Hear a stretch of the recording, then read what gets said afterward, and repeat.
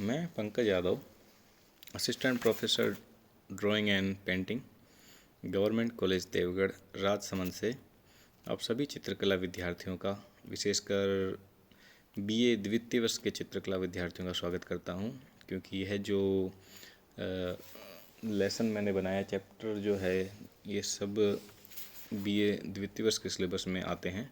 वैसे बाकी सभी विद्यार्थियों के लिए भी ये लाभकारी है। आज का जो चैप्टर है वह बहुत ही इंटरेस्टिंग और स्वयं हमारे राज्य से जुड़ा हुआ है, राजस्थानी चित्रकला। राजस्थानी चित्रकला को राजपूत पेंटिंग्स भी कहा जाता है, क्योंकि राजस्थान का नामकरण तो बाद में हुआ है।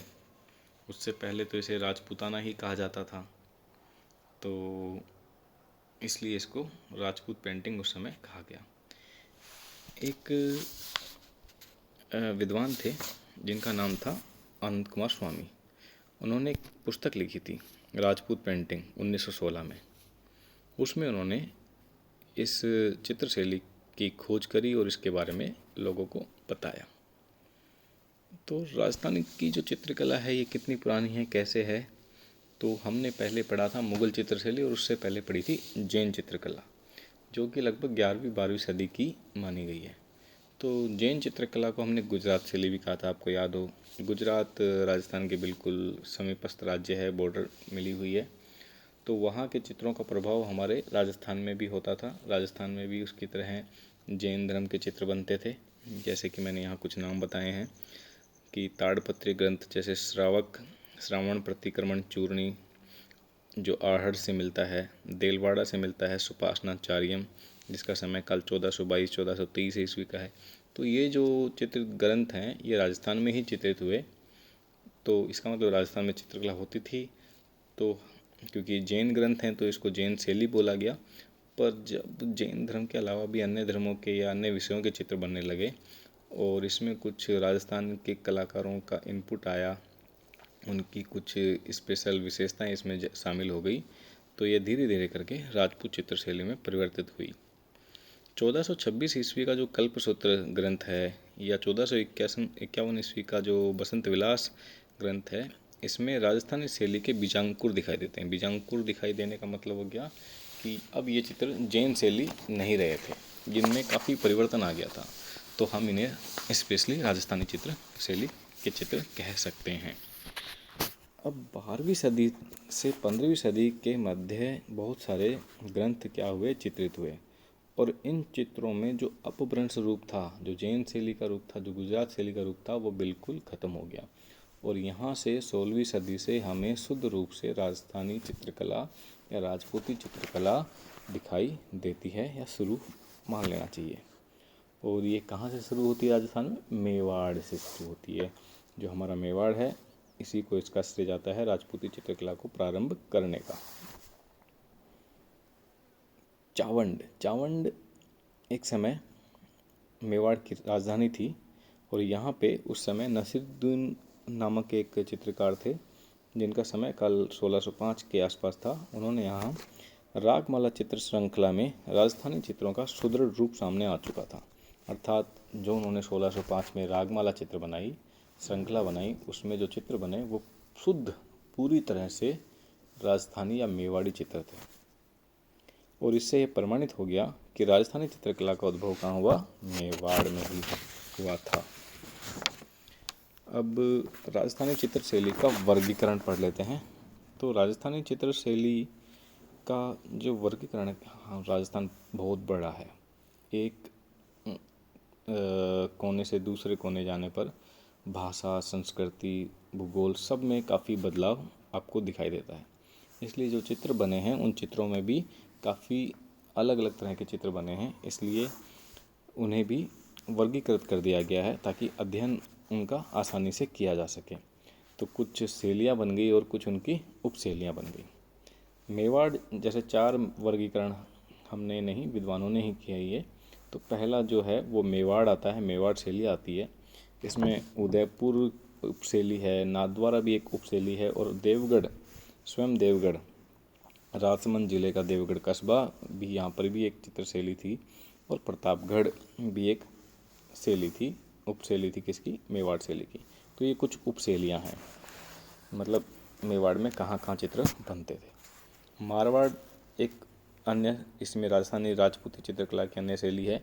उसकी उपशैलियाँ या उसके ठिकाने कौन कौन से, जोधपुर, बीकानेर, किशनगढ़, नागौर आदि आदि। हाड़ौती शैली, ये हाड़ौती क्षेत्र जो है कोटा, बूंदी, झालावाड़ का जो क्षेत्र है उस क्षेत्र की चित्र शैली है मेवाड़ हाड़ौती शैली। और चौथी जो है वो राजस्थान की राजधानी जयपुर के आसपास के क्षेत्र की है, जैसे शेखावटी हुआ, अलवर हुआ, टोंक में उनियारा हुआ, तो वहाँ इसके ये दूसरे ठिकाने बने ढूंढाड़ शैली के, कि यहाँ यहाँ जो चित्र बने, चित्र शैली पनपी, उसे ढूंढाड़ शैली कहा जाता है। अब आगे बढ़ते हैं मेवाड़ शैली पर। तो जो मेवाड़ का इतिहास रहा है, क्योंकि जब जो इतिहास है उससे तो जुड़ी हुई इसकी कला और संस्कृति होगी ही होगी, तो मेवाड़ का जो इतिहास रहा है वह बाधाओं और विपत्तियों का रहा है, क्योंकि मेवाड़ के शासकों ने मुगलों के सामने अपने घुटने नहीं टेके और उसके कारण उन्हें काफ़ी पीड़ाओं का भी सामना करना पड़ा।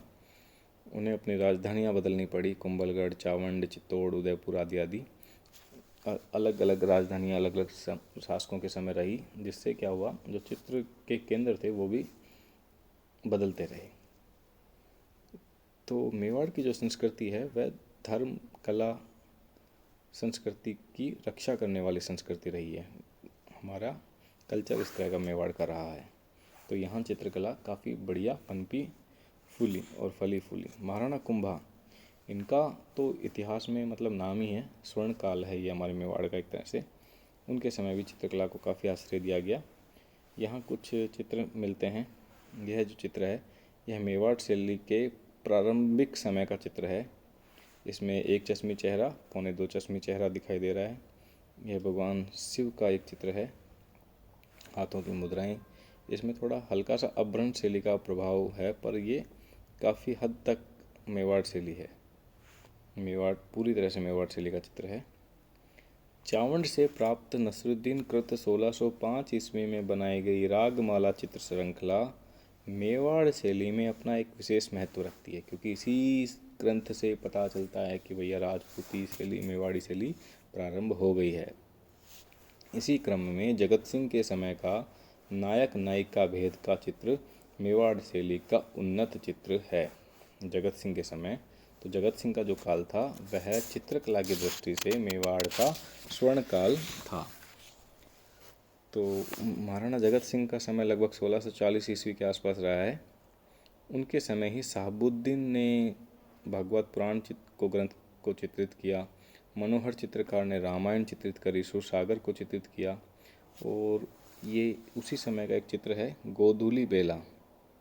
गोधूली बेला मतलब साय के समय जब गायें जंगलों से अपना चारा चर कर जब वापस आती है, तो उस समय का ये चित्र है। गायें महल में, कस्बे में प्रवेश करती हुई दिखाई दे रही हैं। गोधूली बेला बहुत ही सुंदर चित्र है ये।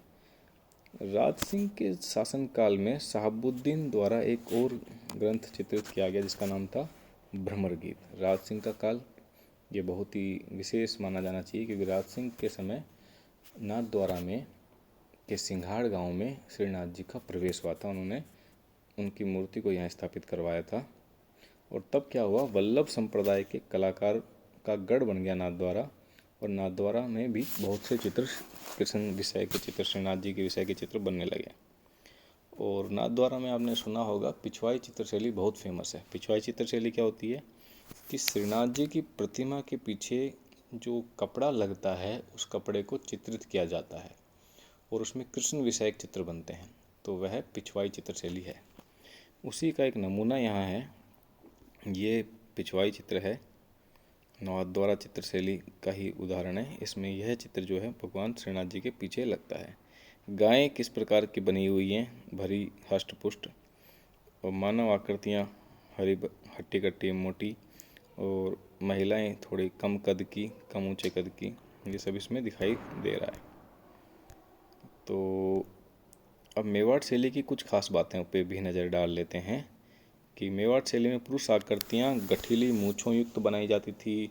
उनका ललाट, उनका मस्तक उभरा हुआ, विशाल बड़े नेत्र होते थे, सुंदर पगड़ी होती थी, स्त्री आकृतियाँ थोड़े छोटे छोटे कद की, उनके मछली के समान नयन होते थे, छोटी सी चिबुक होती थी, आभूषण पहने बनाया गया उनको बढ़िया सजा हुआ, और उनकी जो वेणी थी, उनकी जो चोटी थी, वह आभूषणों से सजी हुई बनाई जाती थी। अब मेवाड़ शैली में क्या है कि चित्र कई खंडों में विभाजित होता था। जैसे कि इस चित्र में देखें, आपको लगेगा कि ये गायों का चित्र अलग है, श्रीनाथ जी का चित्र अलग है, और साइड में जो बने हुए हैं ये सब चित्र अलग अलग है। अलग अलग होने के बाद भी ये सभी चित्र अलग होकर भी एक चित्र का निर्माण करते हैं, यही विशेषता है। हास्य लाल रंग से बनते थे, हास्य दिख रहा है आपको, ये बॉर्डर दिख रहा है, ये लाल रंग से बना हुआ, तो इसी लगभग इसी तरह का काम हुआ है। और बाद में धीरे धीरे उनमें कुछ डिजाइनें भी बनने लग गई थी मुगल शैली के प्रभाव के कारण। ज़्यादातर किन किन विषयों का चित्र हमारे मेवाड़ में हुआ है? 12 मासा का हुआ है, ऋतु वर्णन का हुआ है, नायक नायिका भेदी, सब ग्रंथ हैं अलग अलग। रागमाला, लोक कथाएँ भी बनी हैं यहाँ चित्रों में। सुर सागर, भगवान कृष्ण के गीत गोविंद, ये सब भगवान कृष्ण विषय ग्रंथ हैं, इनके भी चित्र यहाँ खूब बने हैं। पृष्ठभूमि में भवन बने होते थे, सघन वन संपदा मतलब प्रकृति दिखाई देती थी, हरा भरा क्षेत्र है तो पशु पक्षी खूब बनाए गए। ये सब चीज़ें यहाँ के खास बातें हैं। प्रसिद्ध चित्रकारों में कौन कौन है? मनोहर है, नसीरुद्दीन है, शहाबुद्दीन है, मेरू है, राम प्रताप और शिवदयाल का नाम आता है। तो ये कुछ मैंने मोटी मोटी विशेषताएं यहाँ मेवाड़ शैली की बताई हैं, उसका वर्णन, इतिहास का वर्णन किया है। तो आप लोग इन सभी चीज़ों को ध्यान में रखकर मेवाड़ चित्रशैली को याद रखें। बहुत ही महत्वपूर्ण टॉपिक है, एग्ज़ाम में आने के पूरे पूरे चांस रहते हैं। तब तक धन्यवाद।